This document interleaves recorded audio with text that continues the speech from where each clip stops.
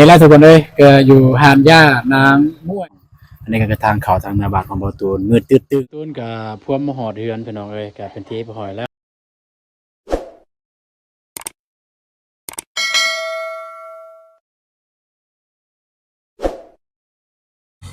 ก็ทักทายสบายดีแล้วก็สวัสดีพ่อแม่พี่น้องเบิดสุกๆคนเด้อบ่ว่าอยู่ภายในหรือต่างประเทศเนาะยินดีต้อนรับสองอาตูนชาแนลก็ตอนค่ำพี่น้องเอ้ยก็มาแต่เวียกก็บ่อยากได้ยินเสียงแล้ว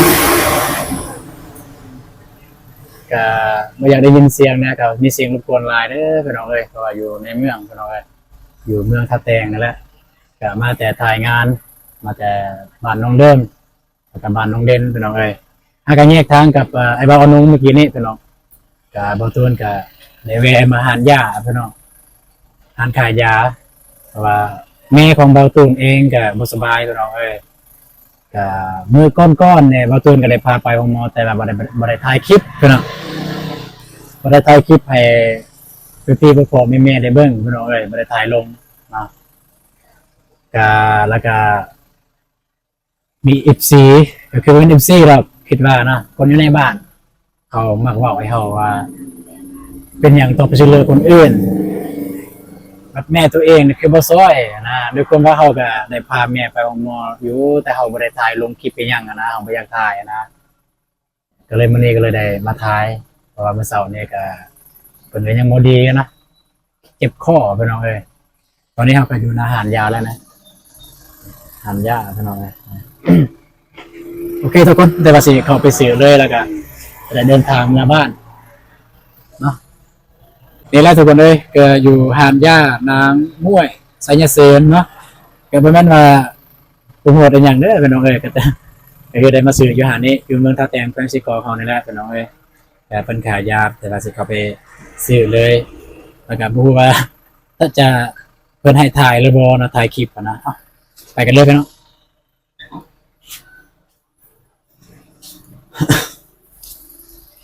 สบายดีขอถ่ายคลิปเด้อซื้อยา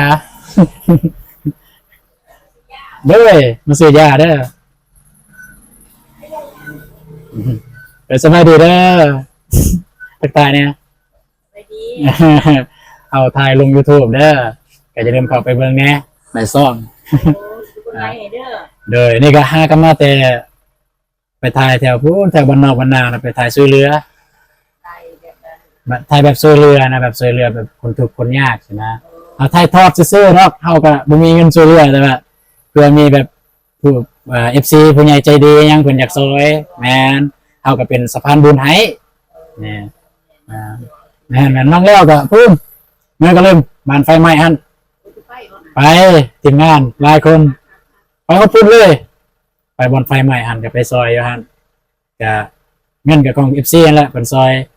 มันก็ซอยต่างก็ไล่ล้านเติบนะประมาณ20 กว่าล้าน20 ปลายกว่าล้านก็ซื้อเครื่องเอาในฮาเกตแต่ว่าทีมงานก็เฮ็ดโดนแล้วทีมงานเป็นทีมงานอยู่ภาคใต้นี่ก็3 คนทีมงานสายบุญแต่ว่าอยู่ภาคกลางเนี่ยก็เป็นราคาคือแบบรับต้นๆเลยนะต้นๆของสปป.ลาวเลยกันเคยได้เบิ่งคลิปของไอ้บ่าวเตียงทองแมนเด้อเพราะอาบาติงโต้เนี่ยเป็นหัวหน้าของทีมงานเท่านี่แหละเอาเนี่ยซื้ออาตูนแมนซื้อซองกับอาตูนซาเนลภาษาไทยกันจะเข้าไปเบิ่งแมนอาตูนซาเนลภาษาไทยเบาๆหลายใจหางมาซื้อยาหน่อยยาดีเจ็บคอของแม่อยู่เฮือนแม่นระบบสบาย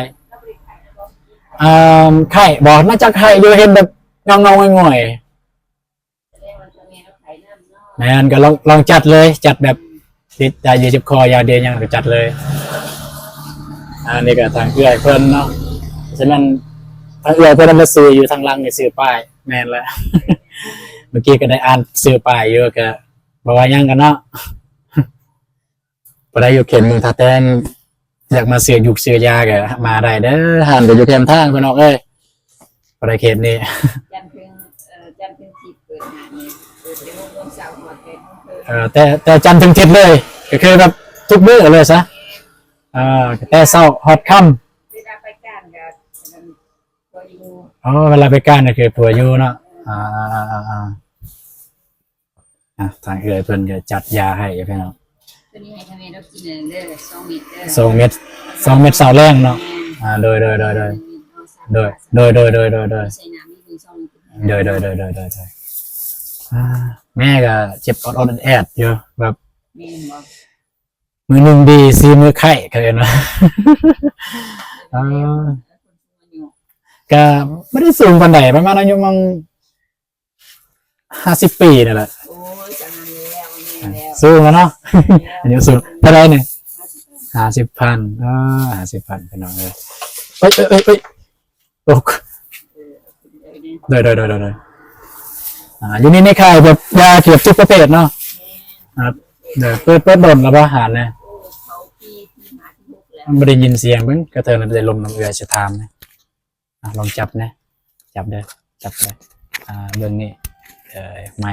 คอสะเพาเนี่ยไม่ได้ยินเสียงถ่ายคลิปกับมรดกแก๊สแบบได้ยินในโบในMCเนี่ยบางคนเขาเซตมาใส่เสร็จแล้วบอตูนคือบ่เปลี่ยนโทรศัพท์แน่ก็อยากเปลี่ยนอยู่แต่ก็ยังส่งเงินเยอะแม่นก็ซ่องกับพวงพานแต่ยังบ่ทันได้ใส่ข้อมูลเอาน้องเรียนจบหยังจบครูโอ้จบครูแล้วบ่ได้เฮ็ดเวียกบ่จบครูแล้วก็บ่ได้เฮ็ดเวียกกันนะโอ้จบปริญญาตรีบ่ปริญญาตรีอยู่สายจบอยู่ดงโดกโอ้อยู่เวียงจันทน์แม่นอยู่เวียงจันทน์จบอยู่ดงโดกมาได้จักปีล่ะได้4 ปีแล้ว4 ปีแล้วแม่นแล้วก็บ่ได้เข้าเฮ็ดเลยบ่ได้เริ่มเฮ็ด YouTube บัดนี้เฮ็ด YouTube แล้วก็แต่จริงเนี่ยก็เฮ็ดเวียกประจำเฮ็ดเวียกประจำอยู่น้องเป็ดโอ้เป็นพนักงานต้อนรับอยู่หั่นอยู่บนแคชเชียร์บ่อยู่ไสพนักงานเคาน์เตอร์อยู่โรงแรมเลยคันได้แบบว่าคันได้ไปแบบประสานเอาอันพวกห้องไอ้ยังข้อมูลเกี่ยวกับโรงแรมนี่มันเจอเฮาโอ้มื้อหน้าก่อนสามีเวลานี่ไปพักผ่อนป่วยสิไปอยู่หั่นแล้วเฮาอยู่หั่นแล้วโอ้ได้เฮ็ดได้มา4 ปีแล้ว3 ปีแล้วเพิ่มเงินเดือนเลยได้สิก็มีเพิ่มแต่เข้าตอนแรกๆก็ประมาณ1.7 ล้านเพิ่นให้เอา1.7 ล้านเฮาก็เฮ็ดดูคนว่าเฮาก็มีวิกเฮ็ดนะก็เฮ็ดไปนั่นก็มีเวลาก็ไปเล่นเฮ็ดครับก็ไปแต่บ้านนี่ไปแล้วคนมันหลายช่วงเทศกาลนี่หลายคนมันหลายก็มากขึ้นครับเพราะเฮามีลูกน้อยมันยากแม่นโอ้เฮ็ดอยู่เทิงอยู่เขาตื่นน้อยแม่นอยู่ก็แต่อยู่แคชเชียร์ก็เซ็นมาแคชเชียร์ก็บ่แม่นแคชเชียร์นะแคชเชียร์ก็เฮ็ดทานอาหารจังซี่แบบพวกกาแฟนี่ว่าเจ้าเลยเฮ็ดร่วมเลยบ่เฮาละเป็นพนักงานต้อนรับคือว่าต้อนรับแขกใช่นะแขกมาเฮาก็แนะนำข้อมูลนั่นยังใครอยากได้ข้อมูลยังเฮาก็แนะนำเกี่ยวกับโรงแรมเนาะบ่ว่าแต่ต่างภายในหรือต่างประเทศแต่ยังเข้ามาก็แนะนำเลยซินะเอาบัดนี้น้องพักว่ายังเป็นเราถ่ายคลิปแม่นั่นถึงมือพักบางมื้อก็บ่ได้ถึงมือพักก็ขาดไปเลยเอาเขาบ่ว่าให้ว่าก็เว้าแน่แล้วโดยเฉพาะแบบว่าเพื่อนร่วมงานจังซี่มันก็บ่พอใจแน่นะเอาขาดหลายเทื่อจังซี่นะก็ย้อนวัดเนี่ยเอาไปได้เจ๊แล้วอธิวัตรลาวทีวีแล้วโคอธิวัตรลาวเท่าไหร่ยังกินหากินข้าวจะได้ให้เงินจับก้อนก็ได้เดี๋ยวจะน่าจะเอา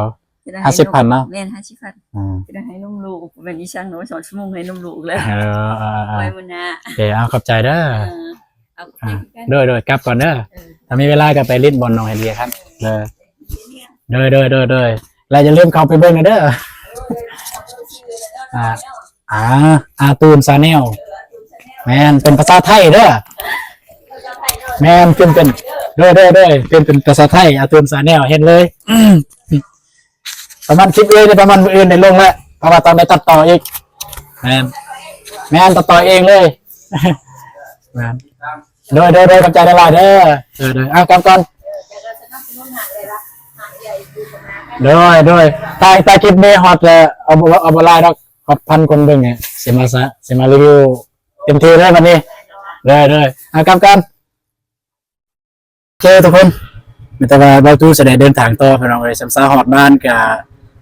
ตั้งแต่บ้านเบาตูนมาฮอดนี่ก็ประมาณ10 กว่ากิโลพี่น้องเอ้ยก็อยากมืดแน่เลยพี่น้องตอนนี้ประมาณอยู่8 โมงแล้วสิฮอด9 โมงแล้วพี่น้องเอ้ยเนาะไม่ได้ว่าไปเจอกันอยู่เฮือนบ่ตูนเลยก็สิไปท้ายถ้าแม่เพิ่นยังอยู่หั่นเนาะอย่างแต่เพิ่นนอนนะพี่น้องถ้าแม่นเพิ่นนอนก็สิท้ายพ่อแม่ให้พ่อแม่พี่น้องได้เบิ่งนำกัน แม่ของประตูหน้าตาเป็นแบบใด เนาะโอเคแต่มาไปเจอกันที่พุ่นเลยพี่น้อง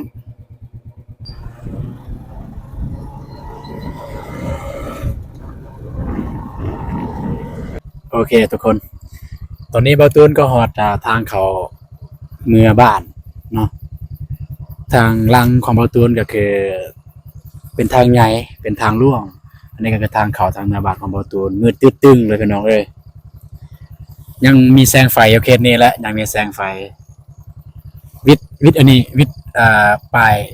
วิทย์ปลายนี่ไปพ่นกับมืดเลยพี่น้องเอ้าได้ไปเจอกันอยู่บ้านเลยพี่น้องเอ้ยโอเคทุกคนตอนนี้ประตูนกับพวมมาหอดเฮือนพี่น้องเอ้ยกับเป็นทีประหอยแล้วพี่น้องเนาะนี่เดินทางโดยนี่แหละ2 ล้อพี่น้องเอ้ยกับหอดเฮือนอะไรพี่น้องก็มาแต่ว่าสิขึ้นไปหาแม่เลยอยู่ถึงเป็นนอนอยู่ในบ่อนบ่เอาไปกันเลยพี่น้องเอ้ยนี่แหละเฮือนเบาตูนพี่น้องเอ้ยเนาะเฮือนก็เก่าแก่เฮือนแต่สมัยพ่อแหละตอนพ่อเพิ่นยังอยู่พี่น้องเพิ่นสร้างให้บัดสมัยลูกนี่อ้ายจักสิใส่ชีวิตจังได๋พี่น้องเนาะเอ้า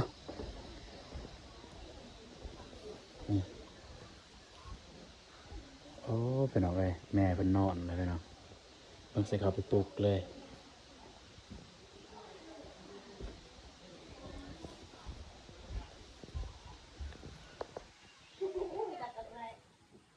นอนอยู่พี่น้องเอ้ยบ่เห็นย่านี่เป็นนอนนี่เป็นนอนเอ้ยนี่นอนกับหลาน อ้าวย่ามาลูกเอาลูกเบ้อนี่ขึ้นมา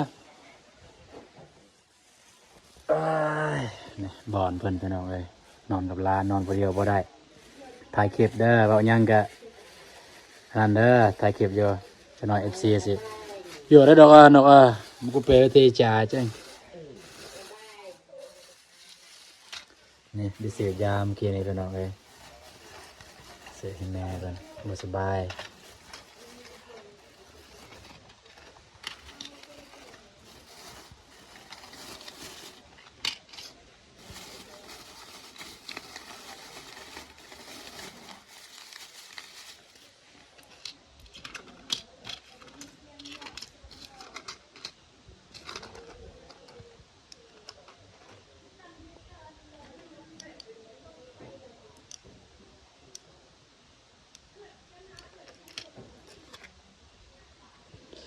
นกกันเนี่ยรากนกก็เสือบาร์จับบาร์ล้างอาหารเสาซองแรงซองล้างอาหารเด้อนี่ตัวนี้คือกันแล้วนี่ตัวนี้ก็เสาหนึ่งเทียงหนึ่งแรงหนึ่งวันนกปลากกลางนกยาปลานกพลากันได้รู้สึกว่ามันเป็นไข้บ่เดี๋ยวขายบาไอ้เปล่านั่นแหละไข้อันแหละเจ็บหัวเด็กก็อย่าได้เจ็บหัวกันประมาณนี่อันนี้ใส่น้ำโอลาโซนใส่น้ำแล้วก็กินแกกินเลยน้อยเลยน้ำก็เลยยาหนักกินง่ายเลยอะไรนะมากวนแม่เพิ่นนอนแล้วก็นอน